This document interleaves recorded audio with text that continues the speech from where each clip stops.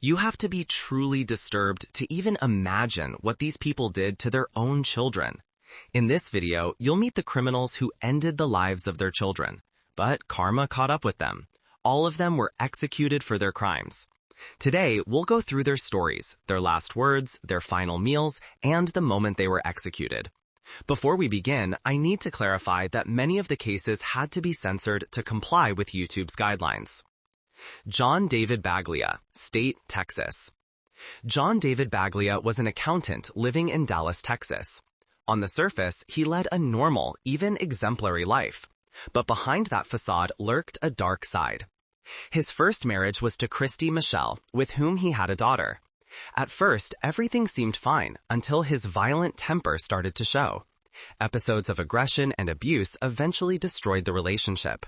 When I attacked Michelle, I wouldn't really call it attack. Went up to her as she's walking down the sidewalk and I said, You're gonna have to learn this lesson. And I just held her by the shoulder and I popped her in the head twice. And she moved her head the wrong way and I snapped her nose. After that failure, Talia remarried. At 45 years old, he was with Mary Jean Pearl, with whom he had 2 daughters, Faith, 9, and Liberty, 6. For a while, they projected the image of a happy family. However, over the years, the relationship began to deteriorate, but Talia became increasingly aggressive and controlling. Domestic violence incidents became frequent until Mary Jean decided to end the marriage and obtained a restraining order against him. Until that point, Batalia's abuse had been directed only at his wife. With his daughters, he appeared to be a loving and attentive father, or at least that's how it seemed. On May 2, 2001, John Battaglia would commit one of the most heinous and disturbing crimes ever witnessed. That afternoon, he had planned to have dinner with his daughters at a mall restaurant, as he often did. But behind this apparent family routine, other intentions were hidden. Instead of taking them to the restaurant, Battaglia brought them to his apartment with no one suspecting what was about to happen. When the girls arrived at the apartment, Battaglia picked up the phone and called his ex-wife. He put the call on speaker and ordered Faith to speak to her mother. With a trembling voice, the girl asked, "Mommy, why do you want Daddy to go to jail?" Seconds later, Faith's desperate screams rang out. "No, Daddy, please don't do it." On the other end, Mary Jean shouted for them to run, but it was already too late. Battaglia Faith 3 times and Liberty 5 times. Then, with terrifying coldness, he said to Pearl, "Merry Christmas, damn it," referencing a previous attack that had occurred during the 1999 holidays. Then I hear Faith going, "No, Daddy, please." "Daddy, don't do it. Daddy." Minutes later, he left a message on his daughter's bedroom answering machine. "Good night, my little babies. You were very brave girls. I love you so much."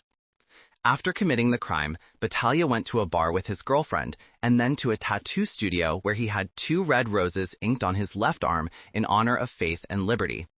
Police arrested him shortly afterward at that very same location. In his apartment, they confiscated 16 firearms and found a fully loaded revolver in his truck. According to the prosecution, Battaglia murdered his daughters as an act of revenge after Mary Jean reported him to his probation officer for violating the restraining order and continuing to harass her. The capital murder trial of John Battaglia began on April 22, 2002 at the Frank Crowley Ports Building in Dallas. During the sentencing phase, the defense tried to avoid the death penalty by claiming that Battaglia suffered from bipolar disorder. To support their argument, they presented the testimony of 3 psychiatrists, while the prosecution called their own specialists who refuted that claim. However, the jury was not convinced.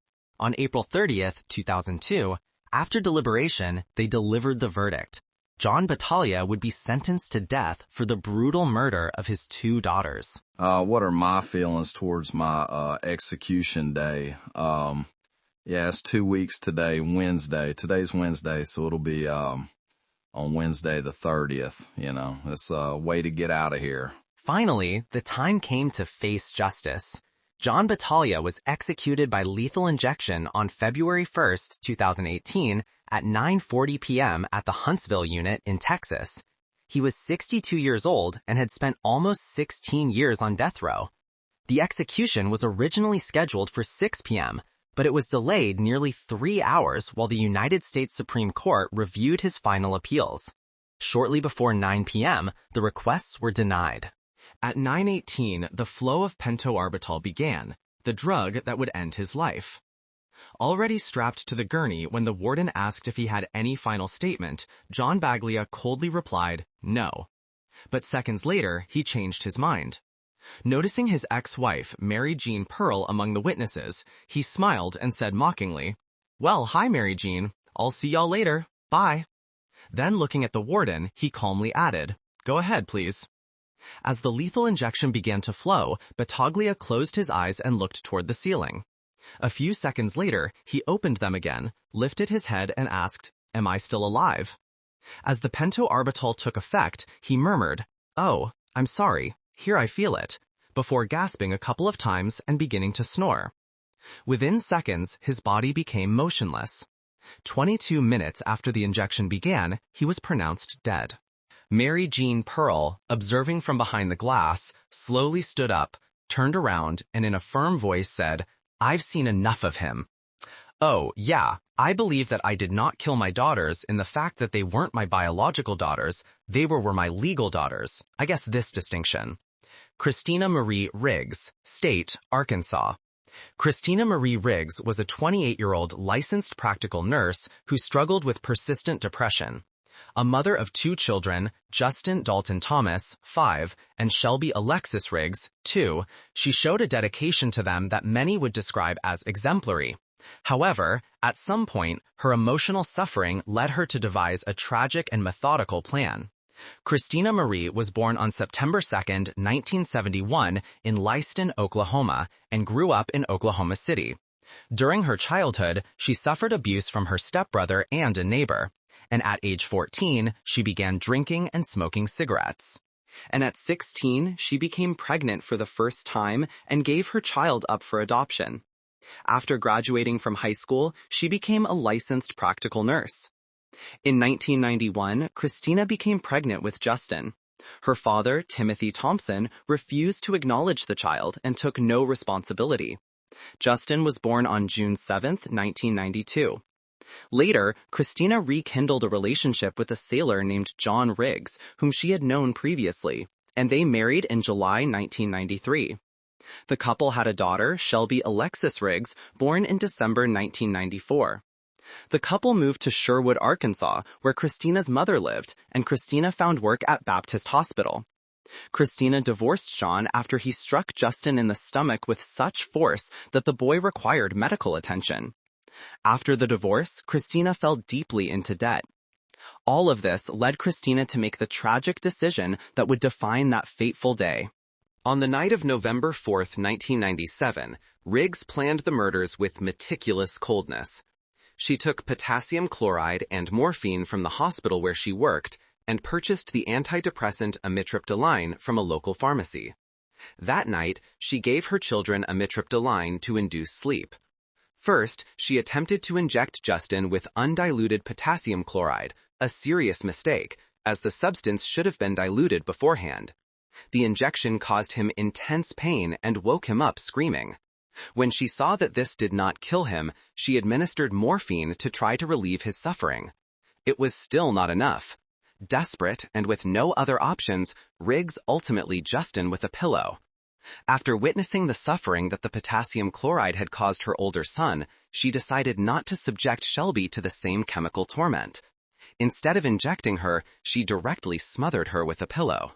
After killing her children, Riggs placed them in their bed, covered them with a blanket, and wrote Sue. She then attempted to take her own life by ingesting 28 pills of amitriptyline and injecting herself with undiluted potassium chloride, a dose enough to kill 5 people. The potassium chloride burned a hole in her arm instead of entering her veins, and she collapsed unconscious on the floor. 19 hours later, her mother, Carol Thomas, found her unconscious on the floor of her home next to the bodies of the children.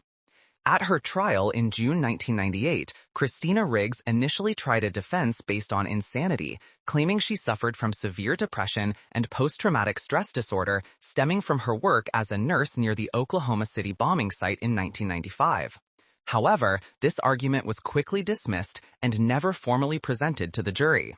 Pulaski County prosecutors argued that Riggs committed the murders because her children had become a burden to her and she saw them as a nuisance. During the sentencing phase, Riggs refused to let her attorneys present any defense and spoke directly to the jury.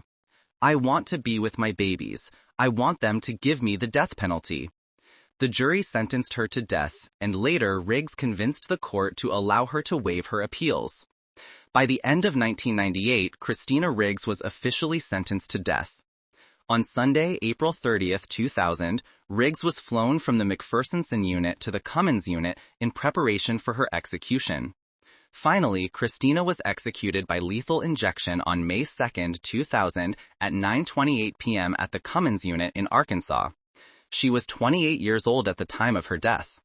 Ironically, the potassium chloride, one of the same chemicals she had used in an attempt to hurt her children and herself, was one of the 3 drugs used in the lethal injection protocol that ended her life. Before her execution, strapped to the gurney and about to receive the lethal injection, Christina Riggs gave her final statement. "There are no words to express how sorry I am for the lives of my babies. There is no way to make up for or erase the pain I have caused everyone who knew and loved them. Now I can be with my babies as I always intended. I love you, my babies." The lethal injection began at 9:19 p.m., and she was pronounced dead 9 minutes later. Riggs remains the youngest woman executed in the United States in the modern era of capital punishment. No matter how you sugarcoat it, no matter she was depressed, she was this, she was that, doesn't make up for the fact that I took 2 innocent people's lives that were my babies. Ronald Clark O'Brien, State, Texas. On Halloween night, October 31, 1974, Ronald Clark O'Brien, a 30-year-old man, committed a crime so disturbing that it would forever be etched in the memory of the small town of Deer Park, Texas. O'Brien was an optician who worked at Texas State Optical and served as a deacon at the Second Baptist Church. On the surface, he appeared to be a respectable man, a good father, and an exemplary member of the community. However, behind that image hid a much darker reality. He was drowning in debt, amounting to $100,000, which today would equal nearly $500,000.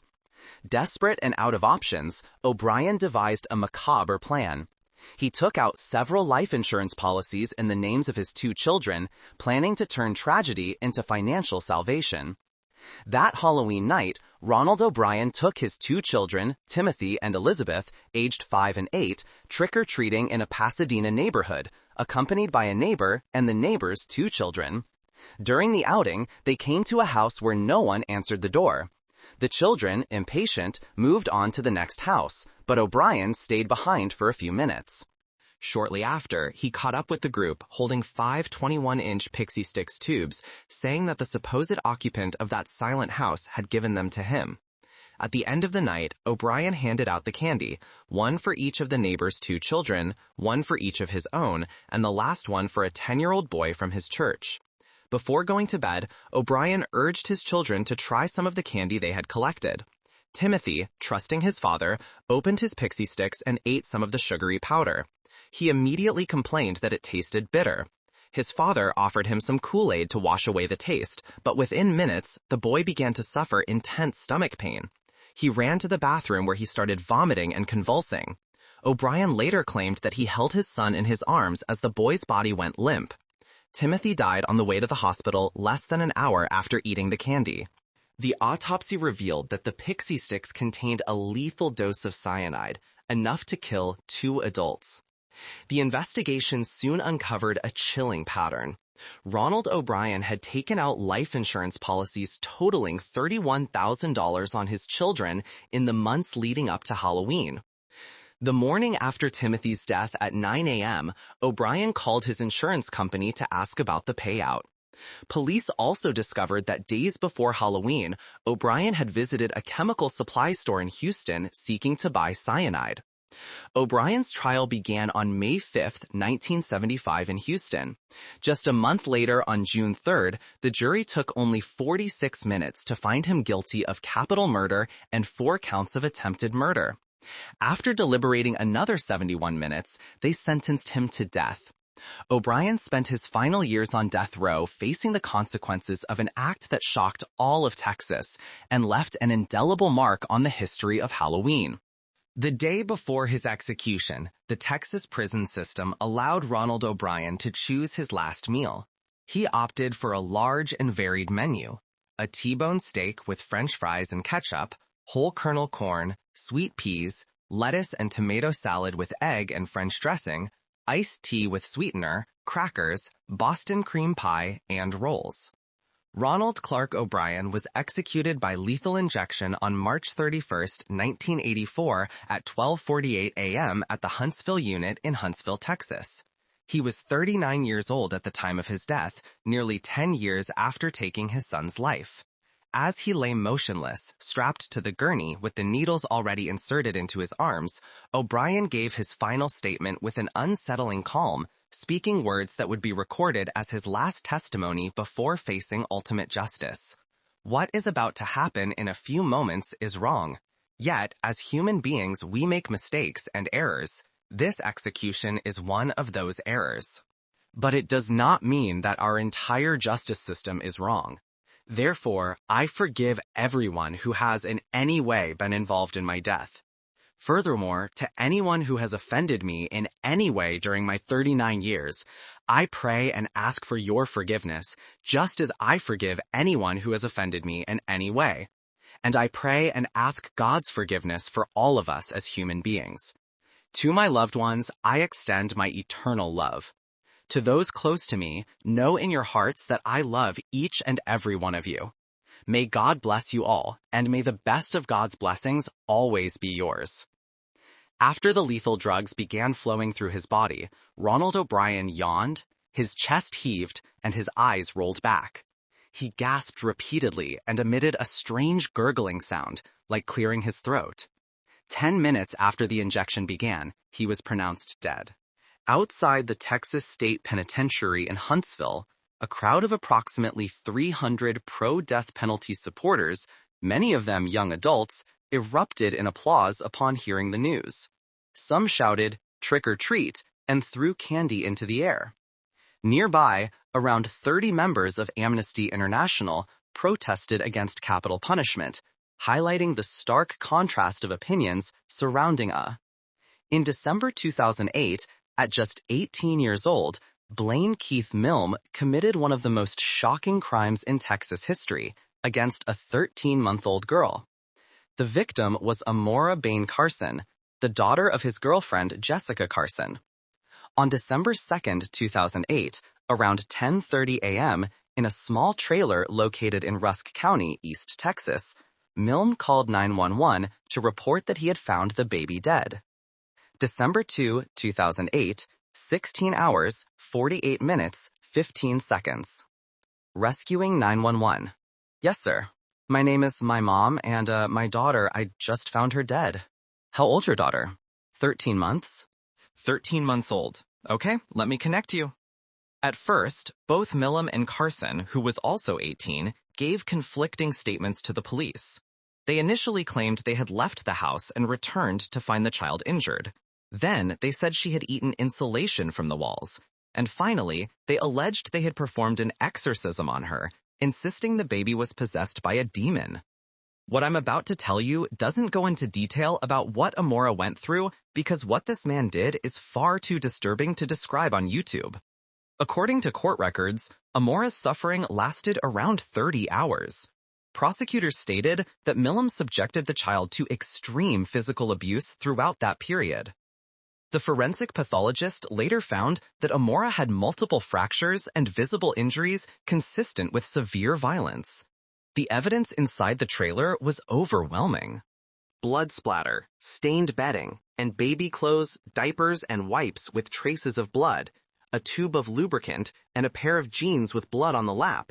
DNA confirmed the blood belonged to Amora. Days after the murder, Milam's sister visited him in jail. That night, she told their aunt that Milam had asked her to remove evidence hidden underneath the trailer. The aunt immediately contacted police, who obtained a search warrant. Under the trailer, investigators found a pipe key inside a clear plastic bag that had been pushed through a hole in the bathroom floor. Forensic testing found traces of Astroglide on the pipe key, on a Morris diaper, and on several other items collected at the scene. The medical examiner described the case as the most brutal he had ever seen in his entire career. Amora had been so badly injured that it was impossible to determine a single cause of death. Any one of the wounds could have been fatal. Milam later confessed to a nurse after his arrest. According to investigators, Carson told police that Milam believed Amora was possessed because, in his words, God was tired of her lying to him. Due to the media attention surrounding the case, the trial was moved 140 miles south to Montgomery County to ensure fairness. Milam was tried separately from Jessica Carson. On June 11, 2010, at age 20, he was found guilty of capital murder and sentenced to death. Carson, considered an accomplice, received life in prison without parole. During the trial, Milam's defense team presented evidence of intellectual disability, arguing that under Atkins v. Virginia, he should be ineligible for the death penalty. However, the jury rejected this argument. Milam had only completed up to the 4th grade and had no prior criminal record. He received 2 stays of execution in 2019 and 2021, while his appeals were reviewed, but all were eventually denied after he was declared mentally competent for execution. Finally, on September 25, 2025, Blaine Keith Milam was executed by lethal injection at the Huntsville State Penitentiary. He was pronounced dead at 6:45 p.m. Interestingly, Milam received a special last meal, even though Texas usually only allows the standard prison menu. His final meal included a cheeseburger, baked fries, green beans, pinto beans, sandwich bread, scrambled eggs, homemade gravy, a sausage burger, pears, cookies, tea, and water.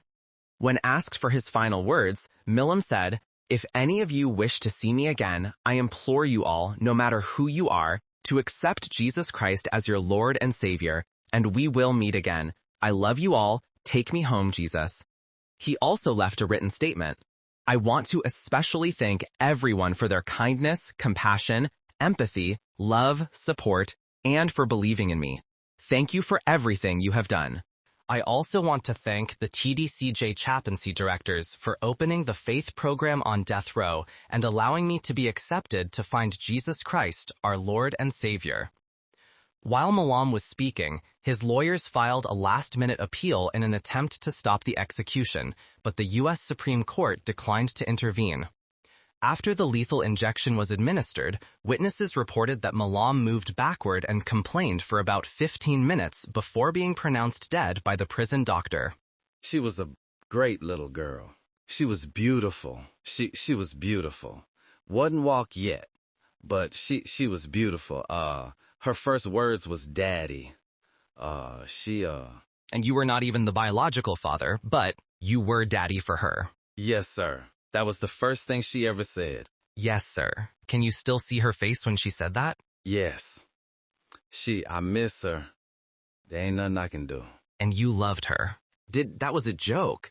I mean, you don't know the how it happened. They wouldn't let it into trial, but she thought she was possessed a demon, in case she didn't know.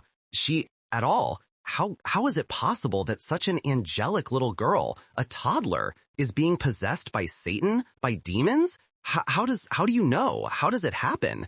Jessica thought the cat was possessed. By Edward Zakharovsky was a technical sergeant in the U.S. Air Force, originally from Kalamazoo, Michigan. In 1986, while stationed in Montana, he met Sylvia, a South Korean woman he married after she became pregnant. The couple had 2 children, Edward and Anna. Between 1989 and 1992, Zakharovsky was stationed in South Korea and later transferred to Eglin Air Force Base in Florida. The family settled in Mary Esther, Okaloosa County. Sylvia faced discrimination while living in South Korea due to her marriage to an American and having biracial children. Their relationship further deteriorated after moving to the United States. The marriage had been strained for some time, and Zakharovsky had told a neighbor on 2 occasions that he would rather kill his family than go through a divorce. The tragedy occurred on June 9, 1994. That morning, Edward III called his father at work to tell him that Sylvia wanted a divorce. During his lunch break, Zakharivsky went to a military store, bought a machete, and returned to finish his shift. That night, he arrived home before his family and hid the machete, a crowbar, and a rope in the bathroom. When Sylvia arrived home, she sat alone in the living room. Zakharivsky approached her from behind and struck her in the head at least twice with the crowbar. Though she was rendered unconscious, she was still alive. He dragged her to the bedroom, hit her again, and strangled her with the rope, ending her life. He then called his son Edward into the bathroom under the pretense of brushing his teeth. Once the boy entered, Zakharivsky attacked him with the machete. Edward tried to defend himself and sustained a slash to the wrist, but the following blows to the head, neck, and back proved fatal. Defensive wounds on his arms showed he had fought back. Afterward, Zakharivsky called 5-year-old Anna into the bathroom. According to his own testimony, he struck her as soon as she walked in. Forensic evidence indicated she was kneeling by the bathtub when the attack occurred. She had defensive cuts on her arm and elbow. Following the murders, Zakharivsky drove to Orlando and boarded a flight to Hawaii. While in Hawaii, he changed his name to Michael Green and lived with a family running a religious commune. After about 4 months, the family happened to watch an episode of Unsolved Mysteries featuring Zakharivsky's photo. The next day, October 15, 1994, Zakharivsky turned himself in to local authorities. He pleaded guilty to all 3 counts of first-degree murder, and the case proceeded to sentencing. The jury recommended the death penalty for the murders of Sylvia and Edward. For Anna's murder, the jury was split 6-6, resulting in a life sentence recommendation. On April 19, 1996, Circuit Judge G. Robert Barron sentenced Zakharivsky to death for all 3 murders. Edward Zakharivsky woke at 5 a.m. today, the day of his execution. For his last meal, he had fried pork chops, fried onions, potatoes, bacon, toast, root beer, ice cream, pie, and coffee. July 31, 2025, at the age of 60, Edward James Zakharivsky II was executed by lethal injection at 6 p.m. at Florida State Prison near Stark. Florida Governor Ron DeSantis, who signed the death warrant on July 1st, did not intervene. Daryl Keith Holton, State, Tennessee. Daryl Keith Holton, a 36-year-old Gulf War veteran, had 4 children. Stephen Edward Holton, 12, Brent Holton, 10, Eric Holton, 6, and Kayla Marie Holton, 4, his stepdaughter. His marriage to the children's mother, Crystal, had ended, and the resentment he harbored was beginning to show. Christmas was approaching. On November 30th, 1997, Holton told his children he would take them Christmas shopping, but instead he drove them to the garage where his uncle worked. Once inside the workshop, Holton separated the children into 2 groups. First, he had Stephen and Brent stand back-to-back facing away from him. Using a Chinese-made SKS semi-automatic assault rifle, he shot Stephen in the back. To ensure they were dead, he fired 2 additional rounds and then hid their bodies under a tarp, preventing the other children from seeing them. He then called Eric and Kayla and the younger siblings in the same manner. Approximately an hour after the murders, Daryl Keith Holton went to the Shelbyville Police Department and announced, "I want to report a quadruple homicide." When officers arrived at the garage, they found the bodies of his 4 children, along with homemade bombs Holton had planned to use against his ex-wife, Crystal, and her home. To investigators, Holton explained that he had the children because families must stay together. A father must be with his children. He stated that he felt no remorse or regret and added, "They did not suffer. There was no enjoyment at all." He had also planned to kill his ex-wife, but he changed his mind. Holton and Crystal had married in 1984 and had 3 children together. After multiple separations during his military service, they divorced in June 1992, granting Holton custody of the children. Later in 1992, Crystal became pregnant by another man and returned to live with Holton, giving birth to Kayla in June 1993. However, they separated again after Holton assaulted Crystal due to her alcoholism, and this time she gained custody of the children. In September 1997, Crystal called the police after receiving physical threats from Holton and obtained a protective order against him. Holton was furious because he was not allowed to see his children for long periods. At the June 1999 trial, 3 mental health experts, 2 for the defense and 1 for the prosecution, agreed that Holton suffered from major depressive disorder at the time of the crimes. However, all concluded that he could distinguish right from wrong when committing the murders. The jury rejected the insanity defense and found him guilty of 4 counts of first-degree premeditated murder. Against the advice of his attorneys, Holton chose to waive his appeals, becoming a voluntary death row inmate. Under Tennessee law, inmates sentenced for crimes committed before January 1, 1999, could choose between lethal injection or the electric chair as their method of execution. Approximately a month before his death, prison warden Ricky Bell met with Daryl Keith Holton to explain the process and ask which method he preferred. Holton chose the electric chair. His decision, he explained, was based on a peculiar sense of consistency and honor. It's not very intellectual. At the time I committed the crime, that was the punishment. That was the law. 3 days before his execution, Holton spoke with the New York Times and mentioned that he had completely shaved his head a couple of months earlier to maintain a sense of control. He also said he did it to prevent correctional officers from feeling guilty. I wouldn't want them leaving feeling guilty. To me, it's just a job. They're just people trying to make a living. Holton declined the tradition of a special last meal before his execution. Instead, he ate what was served to the other inmates. Daryl Keith Holton was executed in the electric chair on September 12, 2007 at 1:25 a.m. at the Riverbend Maximum Security Institution in Nashville, Tennessee. He was 45 years old at the time of his death, nearly 10 years after murdering his children. Although Tennessee had not carried out an electrocution in almost 47 years, the execution was carried out without delays or major incidents. Before the procedure began, prison warden Ricky Bell asked if he had any last words. Holton murmured something inaudible, and Bell asked him to repeat it. Finally, he responded, 2 words, "I do." Following this, officers placed a wet sponge and a metal plate on his head. Throughout the process, Holton kept his eyes closed, and as the officers wiped the excess water from the sponge with a towel, he calmly said, "Don't worry about that." A black hood was placed over Holton's head, and a cable was connected to the bottom of the chair. Around 1:16 a.m., a 20-second shock of 1,750 volts at 7 amps was administered. Holton's back arched and his hips lifted from the seat before collapsing backward. After a 15-second pause, a second shock